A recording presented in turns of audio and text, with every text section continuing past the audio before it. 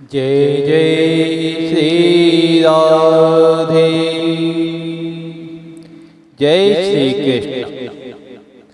तो श्रोतागण, आज हम लेकर आ रहे हैं रक्षाबंधन की कथा। इस कथा को सुनकर सभी बहनें प्रफुल्लित होती हैं और उनका उद्धार होता है। उनके जीवन में कभी भी कोई कष्ट नहीं आता। और अब की बार रक्षाबंधन का त्योहार 19 अगस्त को मनाया जाएगा और भद्रा काल होने के कारण रक्षाबंधन जो है वह 1:30 बजे के बाद माना जाएगा।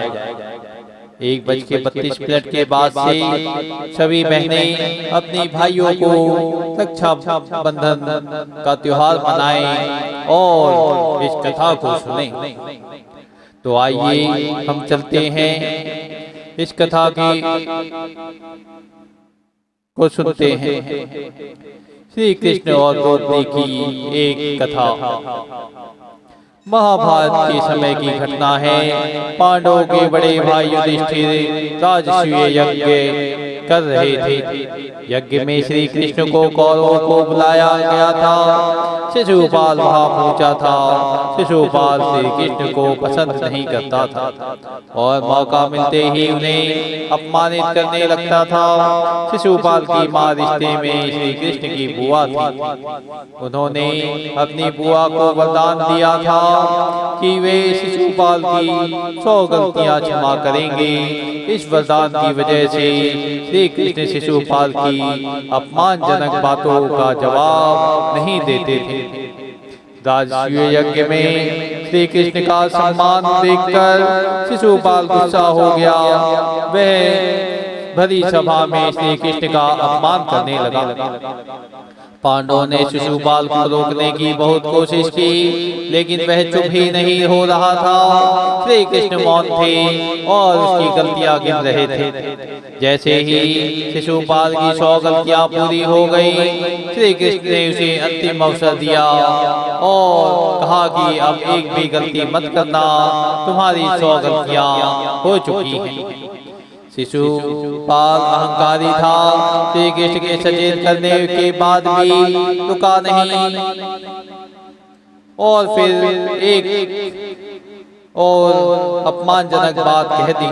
श्री कृष्ण के तुरंत ही अपने सुदर्शन चक्र से शिशुपाल का सिर धड़ से अलग कर दिया और सुदर्शन चक्र वापस श्री कृष्ण की उंगली पर आ गया। उस समय चक्र की वज्रता से भगवान की उंगली पर चोट लग गई, खून बहने लगा। द्रौपदी ने श्री कृष्ण की उंगली से बहते खून को देखा तो तुरंत ही अपनी चुनरी से एक टुकड़ा फाड़ा और श्री कृष्ण की उंगली पर लपेट दिया। उसके बाद श्री कृष्ण ने द्रौपदी को वरदान दिया था कि वे समय आने पर इस पट्टी के एक एक धागे का ऋण जरूर उतारेंगे। शिशुपाल वध के कुछ समय बाद युधिष्ठिर कौरवों के बीच जुआ खेला गया, जिसमें युधिष्ठिर द्रौपदी को हार गए। दुर्योधन के आदेश पर दुशासन ने भरी सभा में द्रौपदी को ले आया और उसके वस्त्रों को खींचने लगा। उस समय द्रौपदी ने श्री कृष्ण का ध्यान किया। श्री कृष्ण ने द्रौपदी की लाज बचाई थी। इस कथा का संदेश ये है कि अगर कोई व्यक्ति हमारी मदद करता है तो हमें उसके उपकार को भूलना नहीं चाहिए। अगर मदद करने वाले व्यक्ति की कभी भी हमारी जरूरत हो तो हमें उसकी मदद करने में पीछे नहीं हटना चाहिए। तो श्रोतागण, आप लोगों को ये कथा कैसी लगी और ये बताइए कि हमारी कथाएं आप लोगों को किस प्रकार अच्छी लगती हैं या कैसी लगती हैं, ये जरूर बताएं और कमेंट करके जरूर बताएं कि हमारी कथाएं आप लोगों को कैसी लगती हैं। और कमेंट में ये भी बताएं कि हमें किस प्रकार की कथाएं और बोलनी चाहिए और बतानी चाहिए, ये भी जरूर बताएं। तो धन्यवाद।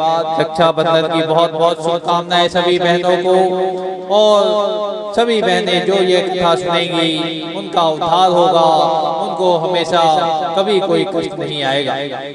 श्री कृष्ण भगवान की रक्षा करें और उनके जीवन में सुख ही सुख की प्राप्ति हो। जय जय श्री राम।